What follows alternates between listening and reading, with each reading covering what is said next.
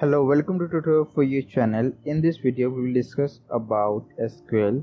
So SQL stands for structured query language and it is used for communicating with the database. So to understand what SQL is, first you should understand what is database. A database is a place where a set of information, or we can say data, is stored. I will give you an example you will be familiar with is of Microsoft Excel. We have all used Microsoft Excel and it is used to store data. So Excel is a software which allows you to create spreadsheet where you can add as many sheets you want, and in that sheets you can store data in rows and columns. Like Excel, you will need a database software which is called DBMS, Database Management System. As the name say, it manages your database. Just like any other software, these are downloaded and then installed in your PC. So here are some of the most common used DBMS: Oracle Database, MySQL, MongoDB, Microsoft SQL Server, and many more.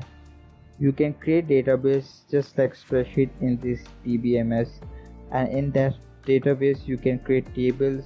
Instead of sheet, it is called tables, and in that tables the data is stored as rows and columns. So this is the similarities between spreadsheet and database. Just to explain you what the database is, but the database is quite more advanced than spreadsheet. We will discuss database in detail in another video, and I have already made videos on how to download these softwares, so the link will be in the description.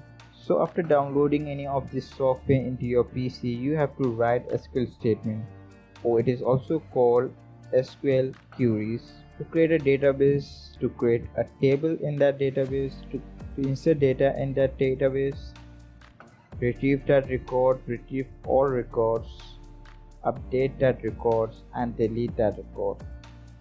You will have to use SQL to communicate with the database. So that's why SQL is so important to learn, as so many companies are moving online and leaving the traditional way of storing data on spreadsheet and are now storing it on database. So you have to know how to communicate with the database, and that's why you should be learning SQL.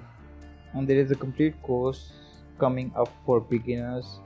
So if you are interested in learning Microsoft SQL Server, subscribe the channel and turn on the notification. I will see you in the next video. Till then, take care. Have a nice day.